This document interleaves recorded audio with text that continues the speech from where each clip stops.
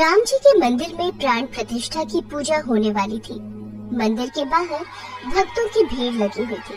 देश के कोने कोने से राम जी के भक्त मंदिर आए हुए थे और सभी जोर जोर से नारे लगा रहे थे, जय श्री राम, जय राम जी की जय।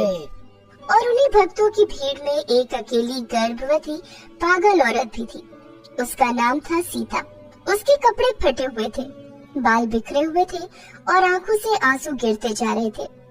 वो सभी से कह रही थी, बस मुझे एक बार मंदिर के अंदर जाने दीजिए, बस एक बार राम जी के दर्शन करने दीजिए, मुझे राम जी से कुछ बात करनी है। लेकिन लोग उस पर हंस रहे थे। अरे ये कहाँ से आ गई? पागल औरत, ये सब तेरे लिए नहीं है, चले जा यहाँ से। राम जी के पास और कोई काम नहीं है क्या जो वो तेरी बात सुनेंगे? क्यों नहीं सुनेंगे जी, राम जी तो सबके देवता है। मैं अपनी 2 साल की बेटी को खो चुकी हूँ, राम जी को मेरी बात सुननी ही होगी। चल भाग यहाँ से। तेरी जैसी गंदी भिखारी मंदिर में प्रवेश करेगी तो मंदिर का नाम खराब होगा। लाइन से हट, नहीं तो क्या, मैं नहीं हटूंगी। अच्छा, इतनी अकड़, ये ले। ये बोलकर उस आदमी ने सीता के पेट पर लात मारी। उसके पेट में उसका होने वाला बच्चा बढ़ रहा था। सीता गिर पड़ी और उसके पेट से खून निकलने लगा। हे राम जी, क्या गरीब लोग आपके मंदिर में नहीं आ सकते हैं? क्या मैं आपकी भक्त नहीं हूँ? चुप कर भिखारिन, भाग यहाँ से और कोने में चुपचाप भीख मांग। किसी ने सीता की सहायता नहीं की। सीता रोती हुई कोने में जाकर चुपचाप खड़ी हो गई और लाइन को आगे बढ़ते हुए देखने लगी। वो लाइन अमीर लोगों की थी। उस लाइन में सीता की कोई जगह नहीं थी। सीता को तो अपने ससुराल में भी कोई जगह नहीं मिली। उसे लड़की हुई तो ससुराल वाले गुस्सा हो गए। उसके 1.5 साल बाद वो फिर से गर्भवती हुई। तब भी डॉक्टर से पता चला कि उसके पेट में लड़की ही पल बढ़ रही है।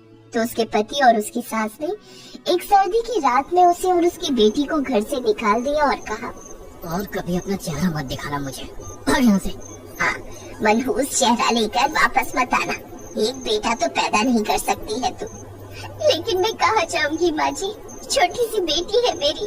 दादी बहुत ठंड है, हमें अंदर आने दो ना, ठंड में हम मर जाएंगे। तो मर जा, किसने रोका है? वैसे भी जिंदा रहकर क्या ही कर लेगी। उन्हें घर से निकाल दिया गया और वो दोनों पैदल चलने लगे। लेकिन रात को ठंड बढ़ने लगी और बर्फबारी शुरू हो गई। माँ बर्फ गिर रही है, ठंड बढ़ गई है। हे राम जी, सब कुछ क्या आज ही होना था। हमें बचा लीजिए राम जी, हमें बचा लीजिए। माँ चलो राम मंदिर की ओर चलते हैं, राम जी जरूर हमारी मदद करेंगे। 1 हफ्ते में राम जी का प्राण प्रतिष्ठा की पूजा होने वाली है। एक बार प्राण प्रतिष्ठा हो जाए, उसके बाद ये राज्य राम राज्य बन जाएगा। यहाँ कोई भी दुखी नहीं रहेगा, गरीबों को खाना और अपना हक मिलेगा। हाँ बेटी, बस एक बार राम जी की प्राण प्रतिष्ठा हो जाए। सीता के माता पिता को राम जी पर बहुत भरोसा था, इसीलिए उन्होंने अपनी बेटी का नाम सीता रखा था। और सीता भी राम जी की बहुत बड़ी भक्त बन गई। उसे यकीन था कि एक बार राम मंदिर में राम जी की प्राण प्रतिष्ठा हो जाए, उसके बाद राम राज्य की भी प्रतिष्ठा हो जाएगी। कोई भी दुखी नहीं होगा, खुशी ही खुशी होगी, जो कि सच बात है। लेकिन प्राण प्रतिष्ठा में अभी तो 1 हफ्ता बाकी था और 1 हफ्ते में दुनिया इधर से उधर होने वाली थी। पूरी रात बर्फ गिरती रही और सुबह चारों तरफ बर्फ ही बर्फ छा गई। सफेद बर्फ में कुछ समझ नहीं आ रहा था। माँ, अब हम किस रास्ते से जाएं? पता नहीं बेटी, सफेद बर्फ में सब कुछ एक समान लग रहा है। कहाँ रास्ता है और कहाँ नदी, कुछ समझ में नहीं आ रहा। लेकिन हमें जाना तो पड़ेगा ना माँ, चलो हम उस रास्ते से जाते हैं। राधा ने 1 कदम आगे बढ़ाया और तभी उसके पैर के नीचे से बर्फ हिल गई। माँ! राधा बर्फ के नीचे घुसती गई। सीता ने उसे बचाने की बहुत कोशिश की। बेटी हाथ दे, बेटी हाथ दे। लेकिन सीता राधा को बचा नहीं पाई। राधा बर्फ के नीचे दब गई, बर्फ के बहुत नीचे। वहाँ से उसे बचाकर लाना नामुमकिन था। सीता पागलों की तरह यहाँ वहाँ दौड़ने लगी। साहब मेरी बेटी को बचा लो ना साहब, बर्फ हटाकर उसे निकाल लो ना साहब। लेकिन पुलिस वालों ने कहा, देखो अभी कुछ नहीं हो सकता है, बर्फ पिघलने के बाद ही हम उसे निकाल सकते हैं। लेकिन तब तक तो मेरी बेटी ठंड से मर जाएगी। तो हम क्या करें? इतनी ठंड में अपनी बेटी को लेकर बाहर निकलने के लिए किसने कहा था? काम धाम तो कुछ है नहीं, बस घूमने निकलते हैं और हमारी मुश्किलें बढ़ाते हैं। अब उन्हें कौन समझाए कि ये सीता की मजबूरी थी। सीता अपनी बेटी के शोक में पागल होती गई और लोगों ने सीता की मदद करने की जगह उसका मजाक बनाया। किसी ने सीता के चेहरे पर कालिक थोप दी। कैसे लग रही है ये पागल भिखारिन? मस्त लग रही है, ये देख मैं क्या करता हूँ। ये बोलकर उस आदमी ने जानबूझकर एक पिन लेकर सीता के कपड़े पर लगा दिया, जिसके कारण सीता के कपड़े फट गए। सीता फटे हुए कपड़े पहनकर ठंड से कांपते हुए राम मंदिर की ओर चलने लगी। उसके चेहरे पर काले रंग की कालिक लगी हुई थी। रास्ते पर लोग उसे देखकर हंस रहे थे, लेकिन सीता को बस एक ही बात याद थी, सिर्फ राम जी मेरी बेटी को बचा सकते हैं, राम जी सब कुछ कर सकते हैं, जय राम जी की, जय राम जी की। ऐसी ठंड से कांपते हुए लोगों के ताने सुनते हुए और मजाक बनते हुए सीता मंदिर के पास चली आई। लेकिन मंदिर के बाहर तो बहुत भीड़ थी और उसी भीड़ ने उसे धक्का देकर बाहर निकाल दिया। सीता कोने में खड़े खड़े यही सब सोच रही थी। तभी उसने देखा मंदिर के बाहर एक दुकान पर राम मंदिर का पुतला बिक रहा है। सीता उस दुकान पर चली गई। दीदी, दीदी मुझे एक मंदिर का पुतला दो ना। देती हूँ, पहले मुझे 500 रुपए दे। 500 रुपए तो नहीं है मेरे पास, तो भाग यहाँ से। पता नहीं कहाँ से चले आते हैं। सीता को पुतला भी नहीं मिला।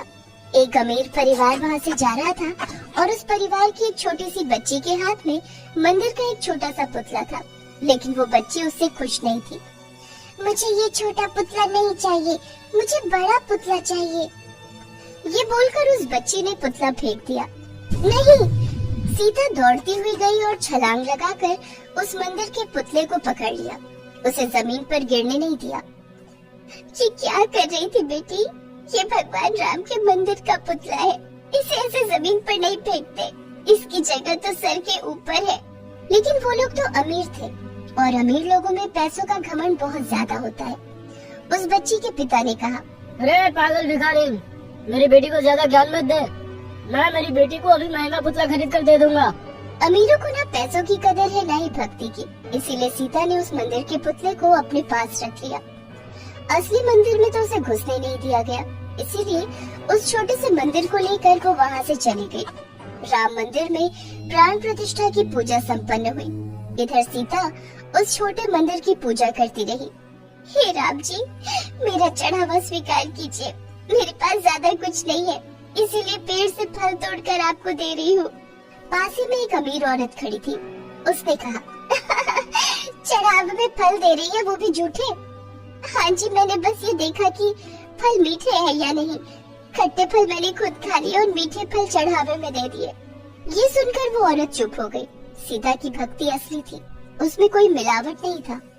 वो एक पेड़ के नीचे बैठकर भीख मांगती रही, अपनी बेटी के लिए रोती रही और राम जी की पूजा करती रही। इसी तरह कुछ दिन बीत गए। उधर उसके पति ने दूसरी शादी कर ली और एक दिन उसका पति, सास और उसके पति की नई बीवी राम मंदिर जा रहे थे। जल्द से जल्द मंदिर पहुंचना है, भगवान राम से बेटे के लिए प्रार्थना करना है। हाँ बेटा, मुझे भी पोती नहीं पोता चाहिए, घर का वारिस चाहिए। वो तीनों राम मंदिर जाकर पूजा समाप्त करने के बाद लौट रहे थे कि तभी उसकी गाड़ी खराब हो गई और उसी जगह पर सीता पेड़ के नीचे बैठकर राम जी की पूजा कर रही थी। अपने पति और सास को देखकर उसे गुस्सा आ गया और वो दौड़कर उनके पास आई और अपने पति का कॉलर पकड़ लिया। तेरी वजह से मर गई है मेरी बेटी, तुम दोनों की वजह से मर गई है वो। भगवान राम तुम दोनों को सजा देंगे। अरे जा जा, हम अभी अभी भगवान को चढ़ावा देकर आ रहे हैं, राम जी हम पर प्रसन्न है। लेकिन मैं तुझ पर प्रसन्न नहीं हूँ सीता, तूने मेरा कॉलर पकड़ लिया, मैं तुझे नहीं छोड़ूंगा। ये बोलकर सीता के पति ने सीता पर हाथ उठा दिया, उसे थप्पड़ मार दिया और सीता गिर पड़ी। एक पत्थर से उसका सर टकरा गया और खून निकलने लगा। तभी आसपास के सारे पेड़ पौधे हिलने लगे, हवाएं चलने लगी और उस छोटे से मंदिर के पुतले से स्वयं राम जी बाहर आए। अपनी पत्नी पर जो हाथ उठाता है वो कभी मेरा भक्त नहीं हो सकता। उठो सीता, मैं आ गया हूँ, अब तुम्हें कुछ नहीं होगा। आप आ गए भगवान, राम राज्य की प्रतिष्ठा हो गई। हाँ सीता, अब से कोई दुखी नहीं रहेगा, समाज के रावणों को सजा मिलेगी, जैसे कि तुम्हारे पति और सास। ये बोलकर राम जी ने तीर चलाकर दोनों का वध कर दिया और उसके बाद राम जी मंदिर के अंदर से राधा को ले आए। ये लो सीता, तुम्हारी बेटी मेरे पास ही थी। माँ, बेटी। सीता को उसकी बेटी वापस मिल गई। राम जी ने सब कुछ सही कर दिया। सीता की और एक बेटी पैदा हुई और राम जी ने सीता को दर्शन दिए हैं, ये बात चारों ओर फैल गई। जिस मंदिर में सीता घुस नहीं पाई थी, उसी मंदिर के पुजारियों ने सीता को मंदिर में रहने का निमंत्रण भेजा और सीता राम जी की सेवा करते हुए जिंदगी बिताने लगी।